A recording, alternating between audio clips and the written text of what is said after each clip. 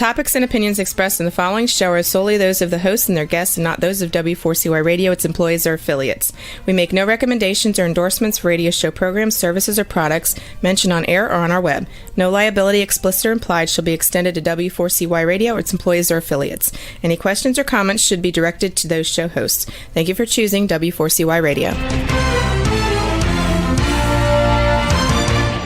Welcome to the Ask the Expert show on W4CY Radio and Talk4 TV, where we bring you educational information from top local experts in the fields of legal, health, financial, and home improvement. Now sit back and listen to experts in family law, association law, hearing loss, business brokers, home care, along with many other topics. Now here are your hosts, Steve-O and Sophia. Whoops, wow, you caught me trying to comb my hair. Wow, sorry about that. Hey, good afternoon. Welcome to another Ask the Expert show. Man, I feel like this is like we just did this yesterday. We're in 4 cities in the Florida area: South Florida, Orlando, Tampa, Palm Beach. And our guest, our expert today, they have been with us for 9 years. That's a long time. And I'm going to get to them right away because we had so many people holding and so many text messages last time. We didn't get to everybody. We will try to do that today. Let me introduce you to Alan Schwartzseed. I don't know. Alan, I know I butcher your name every time. And you know what? You come about a letter away from being correct every single time. So I'm going to introduce myself today, Steve. My name's Alan Schwartzseid. Thanks for having me. Schwartzseid. That's what I do wrong every time. And you say it feels like it was just yesterday. It almost was, depending on. Almost was. Yesterday. It was a whole 2 days ago, that last time we spoke. Well, Alan's an attorney with K. Bender Rimbaum. And folks, let me tell you, they are one of the largest community association law firms in the state of Florida. 9 years ago, I said, in Pompano and Palm Beach County, but you guys have grown so much. This is the easiest show to do. We're in 10 cities. This is our most popular show in all of our cities. And Alan, you helped make it that way. Thank you so much. Well, thank you. It's easy to get a big audience when you're giving out free legal advice. Yeah, right. Yeah. But, who's heard of a community association lawyer, though? People in our industry, and that's about it. People that have dealt with people in our industry is pretty much it. It's a pretty small niche. There are not a lot of people that are very knowledgeable about this area of law in the state of Florida. And, you got a lot of people that kind of dabble, but there's a very select group out of Florida that have been board certified. I think there's maybe there's less than 200 in the state. And out of those, 8 of them are with our firm. Well, here's how it works with this show. We really open it up to our listeners and viewers. If you're watching right now, you can see next to the screen, you can chat with us. We get a lot of people who will write a question in that way.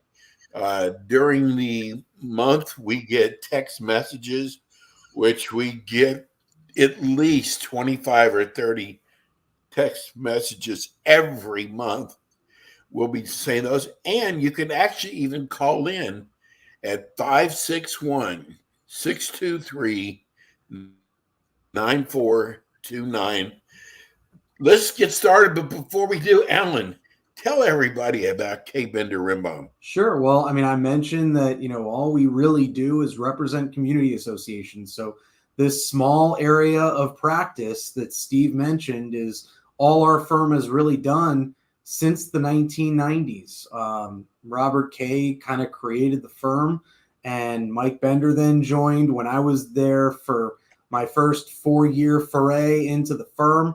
Jeff Rembaum joined, and it's just like you said, it has just grown consistently. We currently have 20 attorneys in the firm. We all do kind of different things, and it all pertains to representing community associations. If that's what you need is help with a community association, I really think you need to go with someone that actually practices almost exclusively in that area, because otherwise there's so much that it's easy to miss in these statutes and your governing documents. And Steve, we constantly talk about even the changes in the statutes that a lot of people might not be up on if this isn't really what they do. I'm the Orlando office managing attorney for the firm. We, like you said, we do have offices in Tampa. Our main office is in Pompano Beach. And we also have an office in Palm Beach Gardens, which is run by Jeff Rembaum. We have, you mentioned who gives away free legal advice. Fortunately for everyone else, maybe fortunately or not for us, it's us. I mean, we do more educational programs, I think, than any other firm in the state. I can't say that for certain, but I know I do 4 to 5 a month myself, and we've got Jeff Rembaum is constantly doing classes. Mike Bender's constantly doing classes. We've got one coming up, which I'm sure Steve will mention later, with Emily Gannon. We've got others that, we've got just a ton of people who are actively involved in trying to help educate the community so that there aren't quite as many problems in community associations. And really, that level of communication and education is what is crucial to our firm. Well, you also offer so many free classes during the month, which you're well aware of. Is it called Ask the Lawyer or Ask the Attorney? Ask the Attorney. Yeah, it's kind of like an open forum, and whatever questions you can come up with, you can ask them, kind of like your show, Steve.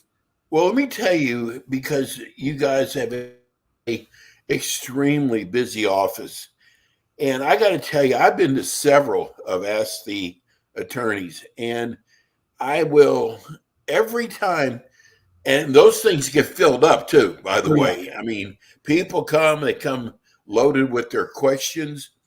But you know what? I got to tell you, the ones I've seen Robert and Michael have done, and I got to tell you, it might be set for an hour, but they're usually there for 2 hours, because people, all of a sudden, they've got more questions than they came in with, right? Absolutely. Is that how it works? That's how pretty much. A guy had one question, Alan. He said, I just have one. And that question turned into about 5 or 6 questions. Yeah, it's the same with every seminar or webinar we do. Someone thinks of a question while you're speaking. They ask the question, you give the answer, and then all of a sudden that results in 5 more questions that had nothing to do with that topic, but that they thought about after the fact. Exactly. And over the years, I've seen such a change. When we first started doing the show, it seemed like all people were asking about are pets. I mean, it was like every question was about a pet, and we don't get that many anymore. Well, that's because people like Emily Gannon at our firm are teaching that class once every couple months. I know I taught it about 2 months ago. She's teaching it this coming month, and we do have a class that's specifically about navigating the Fair Housing Act and how to deal with the service and emotional support and other support animals. So I think that's part of it. That was a hot button topic for a long time. I think enough attorneys have gotten wise and understood, and enough boards and managers have gotten to the point where they understand that this is just not something you want to mess with. Get advice from an attorney. Make sure you do it the right way so that you're not getting your community in trouble. There are plenty of issues that people just make their own decisions on, but I think anything pertaining to this service or support animal issue, people are starting to be wise enough to ask for advice from an attorney before they screw it up. Exactly. And I got to tell you, Al and I talked about this the other day. We feel you. We see your letters.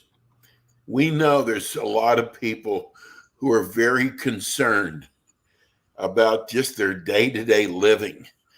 We understand many of you are month to month with the checkbook, and the insurance is just skyrocketing.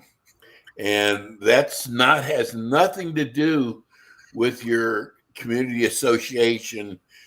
It's just rates have gone sky high. So, Alan, we were talking about that, and let's tell people what's going on so they understand.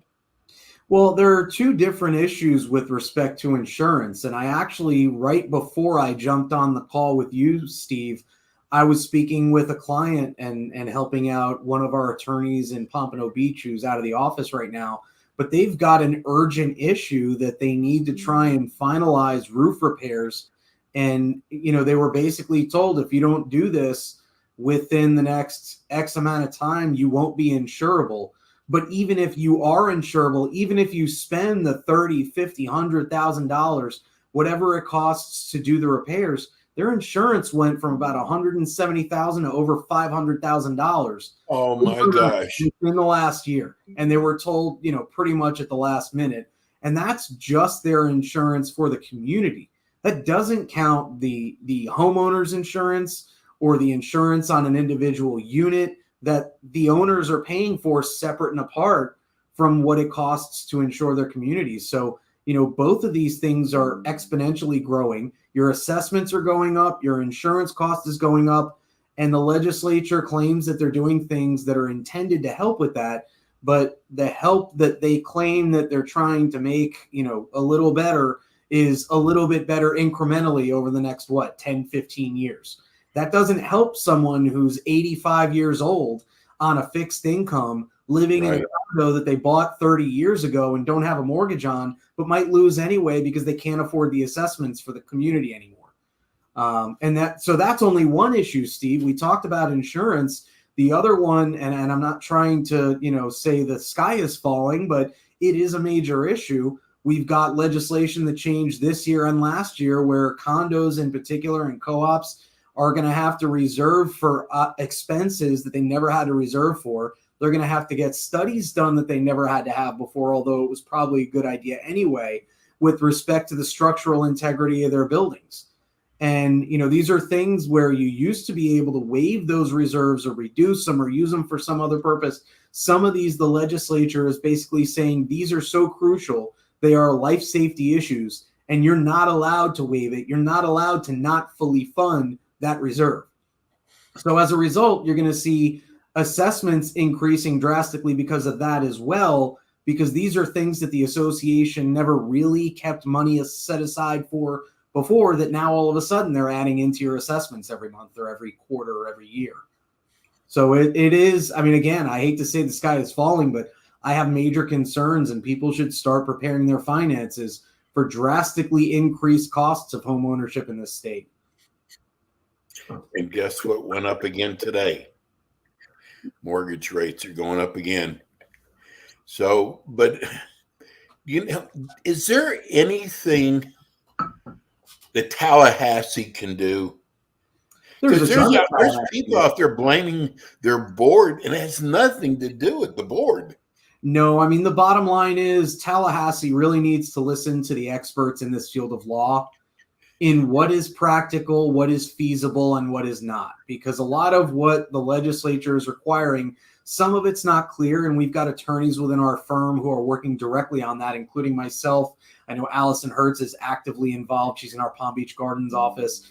I'm in Orlando, and we're working throughout the state with the legislators and, as part of a task force through the Florida Bar to try and kind of clean up the language and make it actually legible and make sense so that even your attorneys can tell you what you're actually required to do, which in some instances, even the experts can't do that right now. And also to make it so that it's feasible to do these things within the time frames and dollar values that are being required by the legislature. So we're trying to clean it up. You can talk to your legislators and basically say, we've tried to go get a study done, the reserve studies that are required. We tried to set that up. We can't get it done until after the deadline, which is December of next year, to do the first one. What are we supposed to do?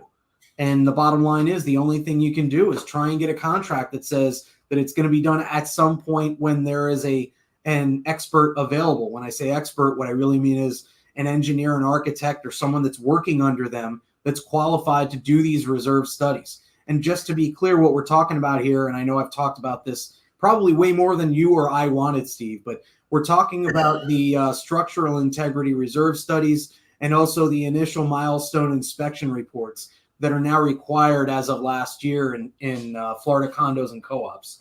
And it's a big mess. It's not really getting that much better, although some of it was cleaned up. Some of it was made even less clear and worse in this year's legislation. But all you can do is explain to your legislators the things that you're requiring of our community will destroy the community or will create, and this is the topic that I'll be speaking on at this year's Condominium Institute, the Miami one that is located in Boca Raton this year in late September. But it's a reserve crisis that we're going to end up with that is starting even now, because people are finding, okay, well, we got to start fully funding these reserves that we never had before. And all of a sudden it could be hundreds of thousands of dollars to your annual budget. And the board doesn't really have an option but to include it. So it just becomes a big mess.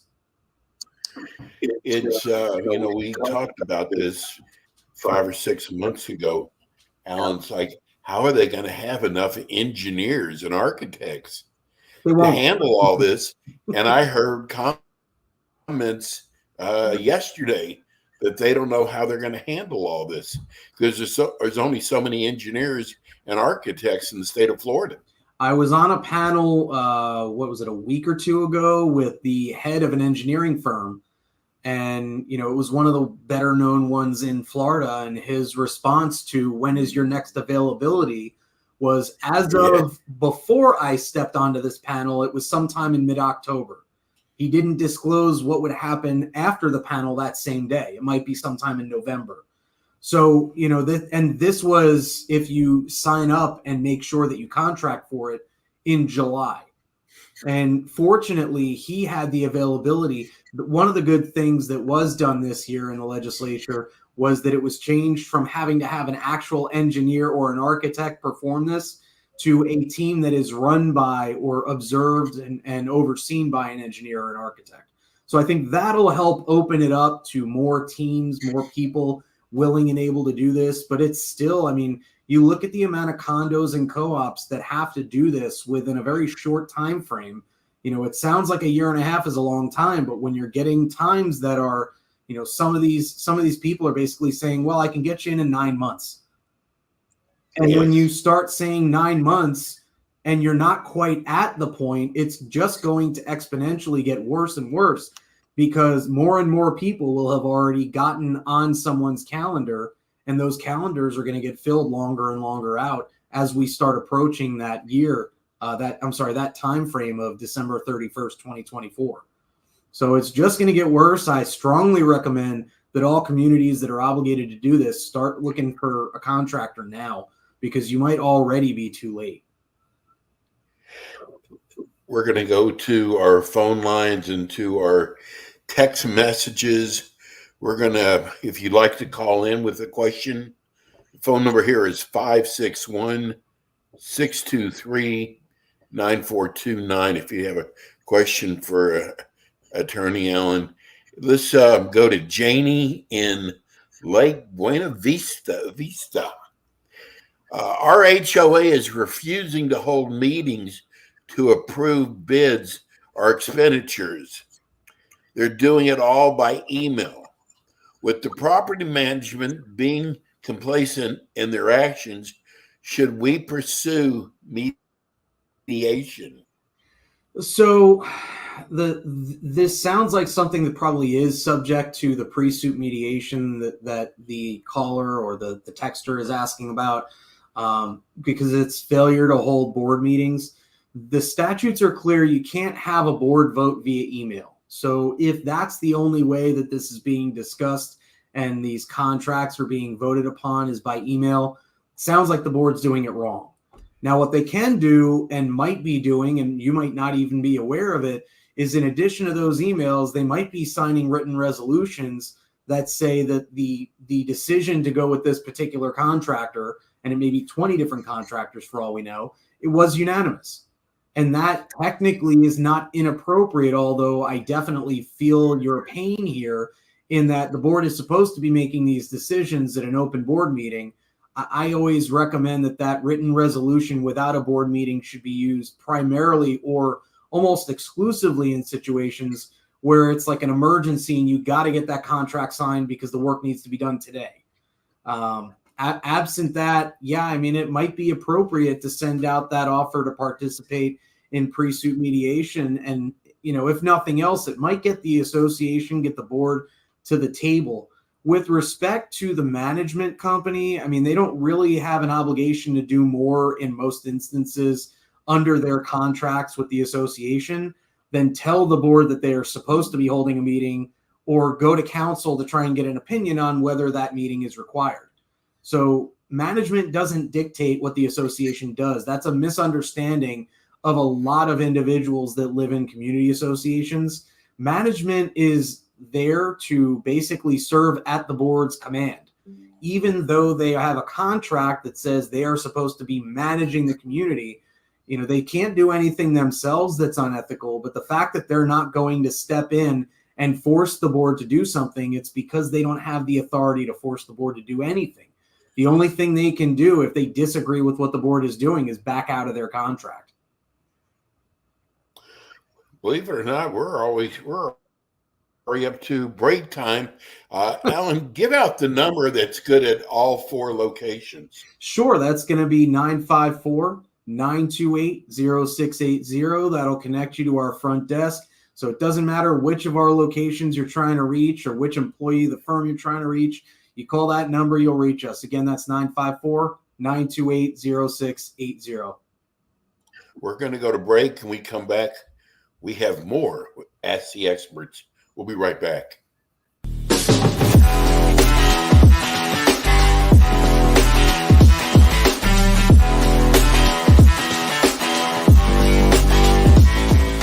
K. Bender Rembaum is a full-service community association law firm dedicated to the representation of community associations throughout Florida. On kbrlegal.com, you can learn more about their offices in Pompano Beach, Palm Beach Gardens, Orlando, Tampa, as well as throughout Miami-Dade by appointment. Several K. Bender Rembaum attorneys are board-certified specialists in condominium and plan development law and assist clients with all matters of community association legal issues while keeping them up to date on new developments that affect their associations. K. Bender Rembaum is also a well-known provider of free legal education for managers and board members. Contact K. Bender Rembaum today by calling 800-974-0680. That's 800-974-0680 to reach any of their locations. You can also visit them online at kbrlegal.com or write to them at info@kbrlegal.com. And we are back with the Ask the Expert show on W4CY Radio and Talk4 TV with your hosts, Steve-O, Sophia, and their expert guests. And we are back. This is the Ask the Expert show. I'm your host, Steve-O. We're with our great attorney Alan Swartzide. We are talking about community association law. If you have a question, you can give us a call here at 561-623-9429, or you can write us on our community board. We're going to go to William in Orlando. Board of Directors refuses to have meetings in the presence as stated in our condo laws. Is that legal? They refuse, and they do all their meetings by Zoom.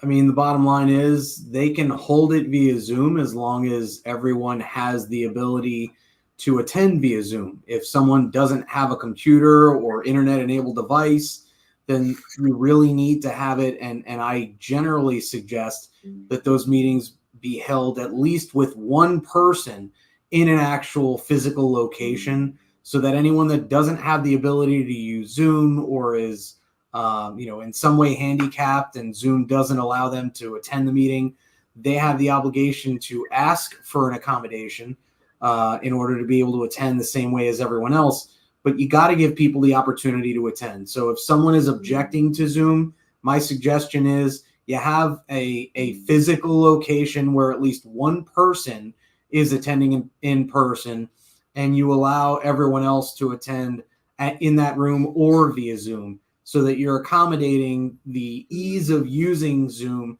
while also accommodating the person that's saying, I don't have the ability to get onto the meeting if you do it via Zoom. The other thing is, my suggestion, if you're going to hold those meetings all via Zoom, you might want to have some kind of resolution of the board that actually says this is the way we're going to do it. And if you need an accommodation, whether that's because of a disability or just because you don't have a computer, or frankly, you're not tech savvy enough to use Zoom to jump onto the meeting, you need to ask for it, but we will provide you access to that meeting by an in-person attendance. If you're going to do it that way, where you've got some people on Zoom, some people in person, just make sure that you're providing the opportunity for the people that are in that room to actually hear everything that's being said on the Zoom call. Because I know sometimes people will use a laptop, the speakers are awful, and you can't hear it more than 3 feet away from the laptop.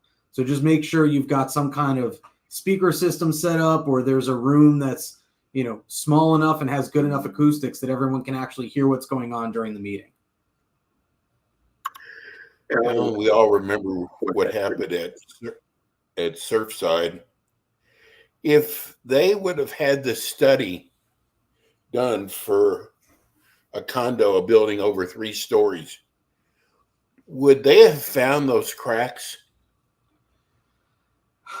I don't know. And that's my only honest answer. I mean, I know that there was a structural problem with the construction of the building, according to the reports that came back after the fact, as to what caused the building to collapse. I think it was an issue with the pool as well. And so there were a bunch of different issues, whether or not any of them would have been noticed. Because keep in mind, the first phase of the first study that gets done is just visually inspecting. You're not digging into the concrete. You're not doing any invasive testing. It's literally this engineer or whoever it is walking over and saying, yeah, it looks good. Or no, I see that problem right there. If they don't see the problem, this might not have protected those buildings, and we still might have had the same issue. The other issue that I'm aware of is that it's partially a problem of proper management. And I don't mean by a management company, I mean by the members, who, my understanding is, there was actually an engineering report that said that there was work needed, and the members kept voting down the assessment that was needed to pay for those repairs, and had just finally approved it right before the building collapsed. So they were about to start doing the work, and then the building just tumbled. So it's an issue also of people not understanding how crucial it is, when you're talking about the structure of a building, to properly fund your reserves. That's one reason why I haven't fought harder against some of the laws that have come out recently, is because overall, I do think it's a good idea that you need to reserve for the structure of the building and do testing on the structure of the building every so often. I don't necessarily think that the way that it's being required now is appropriate, but it's not up to me to decide. I'm not on the legislature. All I can do is try and push back when bad laws come out. Well, I think you got to do something. You can't just not do anything at all. And, I know this is going to be expensive, but it's just something that probably should have been done a long time ago. Well, and Steve, the words you just said are exactly what I think was going through the legislature's mind when they put out Senate Bill 4D last year. I don't know what to do, but we got to do something. And so That's what you get is something that was kind of thrown together from what I'm perceiving and what I've read. I don't think there was nearly enough input taken from people that are actually in this industry. It was just the legislators deciding what looked good on paper to them, not really caring about the practical aspect of how this actually gets done. Let's go to Ruth in Lake Mary. If a condo association is painting the buildings, who is responsible for paying the attached patios. Is it the owner's responsibility? That is one of the few times that I have the pleasure of saying, look at your governing documents. I don't have an answer for you. Okay. Bottom line, it's going to depend whose maintenance and repair and painting obligation your particular declaration says. My guess is it's not going to be the member's obligation to repaint balconies, because you wouldn't want the members individually to have all of the accommodations that are required to get someone up there on the balcony to repaint, especially on the sides, the bottom, etc. My guess is it's the association, but you really need to look at your governing documents. Here's Eric in Orlando. Reserves were stolen to fix a board member's apartment. Not good. These reserves are now gone. What should I do? What should you do as a member of the community? Yes. Probably report it to the board and see if they decide to do anything with it. I don't know that you have the individual capability of filing a derivative action and basically suing your former directors, because that's who you'd have to sue. It's generally going to be on the association unless you can figure out a way of going after the directors who made the decision and had the conflict of interest, which, based on your description, the conflict of interest is pretty clear. If they were using those funds, it's basically, it's a conflict at best, theft at worst, and potentially criminal theft. So it may be something that the best thing that an individual member can do that isn't on the board is, frankly, report your knowledge and all the documentation you have to support it to the police, and let the police handle that investigation and maybe get that money back for the association. But as a board member, the only thing you can do is go after this individual. Part of the problem with that is essentially what you're doing is suing yourself, because if the association is filing a lawsuit against the former director, your directors and officers liability insurance policy is probably going to kick in, which the association then pays the deductible for. Right. So chances are you're just going to be recovering from your own insurance company, in which event your insurance will go up as a result of that recovery in most instances. So again, I think the best bet in this situation that you've described, go to the police with whatever you've got. If you don't have the records, see what the association has. If this person was, I'll say, foolish or unwise enough to actually document that they had their property taken care of with association funds, great. That's a pretty clear-cut case that you can take to the police for theft. I got to make sure I can decipher this. This is Gary in Longwood. Okay. A board member has been on for 15 years. When can they no longer run? Is there an allotted amount of time that you can run on the board? So that didn't clarify whether we're talking about an HOA or a condo, and there is a distinction there. In an HOA, unless your governing documents say that you have term limits, then you don't. And a term limit is essentially, this is how long you can serve for. And if no one else is, or if someone else wants to serve in your spot, you're off. In a condo, the term limit is statutorily 8 years, but without getting into too much legal mumbo jumbo, that 8 years hasn't passed since the statute changed. So whether that is actually in effect yet is questionable under Florida law. So unless your governing documents provide for it in a condo as well, that term limit that is now statutory might not kick in. But here's the other thing that I'll point out for either one of these, whether you're a condo, HOA, co-op, whatever it may be. If no one else is willing to serve in that position, then that term limit doesn't really matter, because that person can just stay on until there's someone that's eligible to replace them. So unless, let's say you're in a condo and you're required to nominate yourself or be nominated at least 40 days in advance of the election meeting, if you've got a 5-member board and only 4 people have put their names in the hat, including this individual that's been on the board for 15 years, they're still going to be on the board because you didn't have an election meeting. So until someone's willing to replace them and actually does what's required to be nominated, that term limit becomes effectively meaningless. Okay, we just got a text message from Ben in Orlando. He's thinking about running for the board. Does it take a lot of time if you're on the board? That really depends on your community. The answer should be yes. For some communities, here's 150 units. I don't know if that makes a difference. 150 lots, you said? 150 units, you said? Yes. Okay. The size of the community can matter or it might not. It just depends on how well maintained it is, how many problem children you have, etc. But a lot of this stuff that the board would normally need to deal with can be dealt with by policies and handed off to management for the most part. So if you've got a policy in place that I recommend for every community, you've got your collection policy, your covenant enforcement policy, your records inspection policy, and your policy governing member speech at meetings. Okay, if you've got those in effect, then you already know automatically how all of those issues need to be handled. And you can just basically tell your management company, instead of we're going to have a meeting every X amount of time and we're going to discuss each one of these issues, well, management's going to follow your policy. You can have a meeting one time of the board that basically says all of these issues that come up in the future, management's going to follow the policy. They'll send their letters out, they'll send it over to the attorney, and then the attorney deals with it. The board doesn't necessarily have to get involved in a lot of these things if you have a manager and you have good policies in place.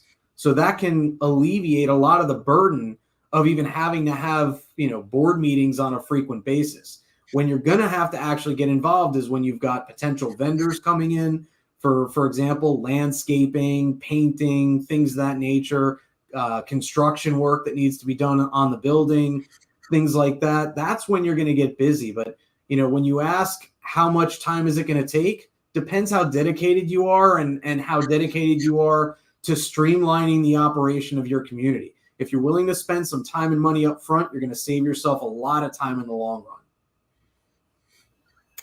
Here's Mike in Tampa.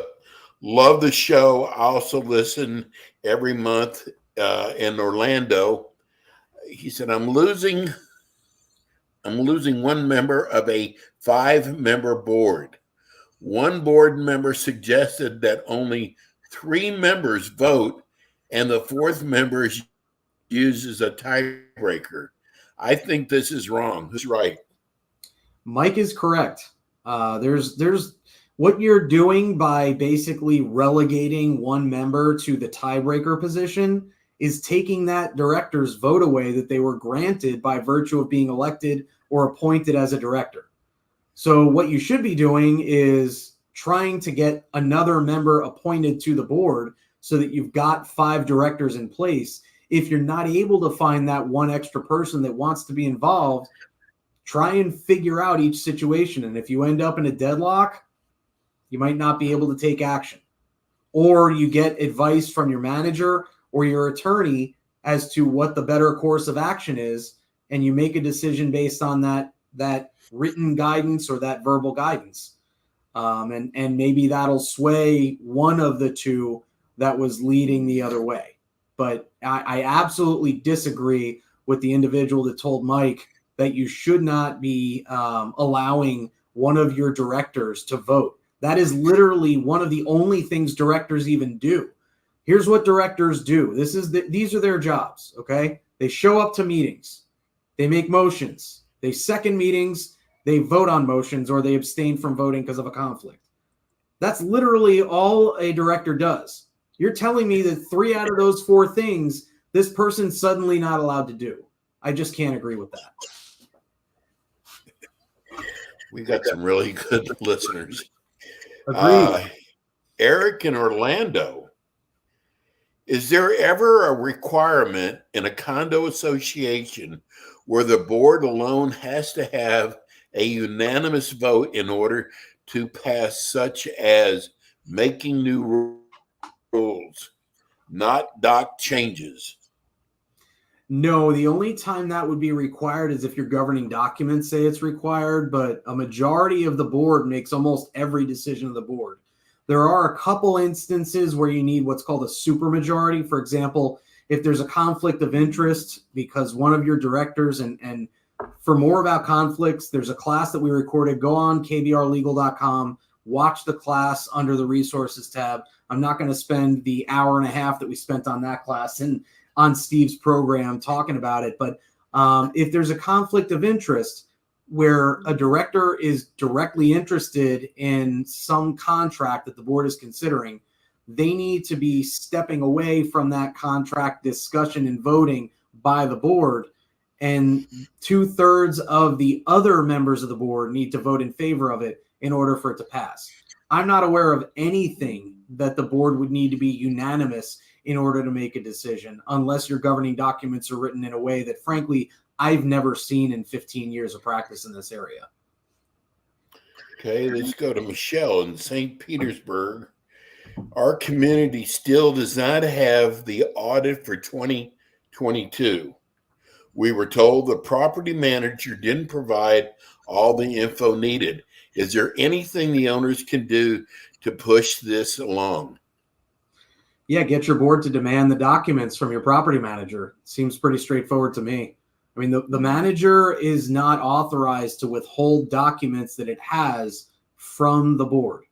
So the other thing is the manager might be putting the association in a position of violating Florida law, which requires that the association disclose its financial reports within a certain time frame.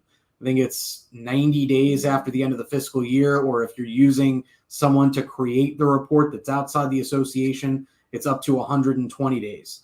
That's off the top of my head. Those timeframes may be completely wrong, but bottom line, you do have an obligation to produce those financial reports. So the manager might be breaching their obligations under the management contract by not producing something that the association was obligated to include in its official records. And those official records are subject to inspection, not only by the board, but by every member of the community upon request. So I would send a records inspection request, and basically say, I want to see the financials for fiscal year 2022 for the association. Or you can just send a request to inspect the records. And if this isn't in there, send an offer for pre-suit mediation saying, you guys need to go ahead and produce these records. And then the association would have a basis to go back to the management company and say, you're about to get us sued, get off your behind and do what you're contracted to do. Now, this is not something I've frequently seen. I anticipate that this situation is actually the board not understanding that it's their obligation to produce these records, but it's entirely feasible that management is not understanding what their obligations are. This is from Skip in Orlando. Are poll votes by email allowed by HOA board members and then subsequently ratified in the next monthly board meeting? I'll put it this way. It's not the right way to do it. But Okay. if the decision is ratified, that's usually, like I mentioned earlier, that's something you want to use in emergency circumstances, not as your regular course of doing business. Because the purpose of having an open meeting is so that the members get to observe the discussion and they get to kind of participate in it as well. That's part of every member's right, is to speak for up to 3 minutes on every agenda item, subject to reasonable rules and regulations at every board meeting. And so what you're doing is keeping the members from from using that right. You're basically saying, yeah, I know you have that right under Florida law, but we're not going to let you use it. So, and the other thing is the board members can't vote via email. So that poll, if you are signing a contract and ratifying the decision later, you can't use that as a replacement for a board meeting. So if that's the only way that the board is making decisions, that's another one that might be a dispute subject to pre-suit mediation. But my suggestion in any one of these instances that people are perceiving that the association's doing something wrong is send them a copy of the statute highlighting what you think they're not doing that they need to do, so that you've placed the board on notice that, hey, maybe you need to get some legal advice and find out whether what you're doing is okay or not. And hopefully they're going to use someone that's competent enough to give them guidance like what I'm saying today. Now, I will say it's not uncommon for people on boards of directors of a community association to do exactly what's being described. That doesn't make it right. It may not be legally actionable, but it's, from my perspective, it defeats the entire purpose of having the openness requirements that are included in the Florida statutes for board meetings. Alan, I got a call today from one of your clients just to tell us how much they love the show. But one of the things they said was that when they call, you always get back with them within a day. So customer service at K. Bender Rimbaum is very important. I agree. I mean, that's certainly my personal policy. I know that the firm has a general policy where, listen, we may not have a substantive answer for you within 24 hours, but we're always going to get back to you right away and make sure you understand we actually care about our clients. You're not just a number. Right. It's not the client in my perspective. It's our client. And it's because I care about the people that we're talking about. It's not just, this is client number 63 for the Orlando office.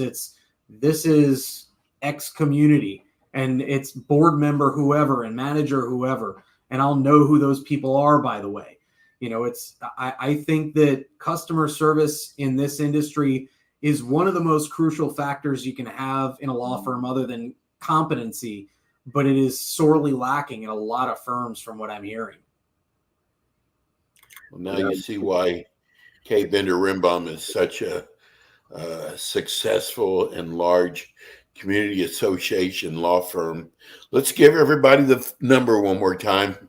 Sure. It's 954-928-0680. And I always thank my partners. They made my email address very easy. And it's AS, my initials, @kbrlegal.com. So if anyone has any questions, I routinely respond to those types of just, hey, what do we do? Kind of like what we've discussed today, Steve. Not to take away from the questions that might be asked during your show, but, if I can help someone out, I'm happy to do it. You're the best. We will see you again next month with our Tampa and our Orlando show. Alan, we can never thank you enough. Great job today. Steve, thank you. And thank you all the listeners for observing what we're talking about today. Thank you. And that's Alan Swartzide. That's K. Bender Rimbaum. And we'll be back with you again next week with more Ask the Experts. Thanks for tuning in today to the Ask the Expert show on W4CY Radio and Talk4 TV. Tune in next week and every week to hear more from our experts on personal injury, insurance, air condition repairs, estate planning, Medicare, and many other topics in the areas of legal, health, financial, and home improvement. See you next week.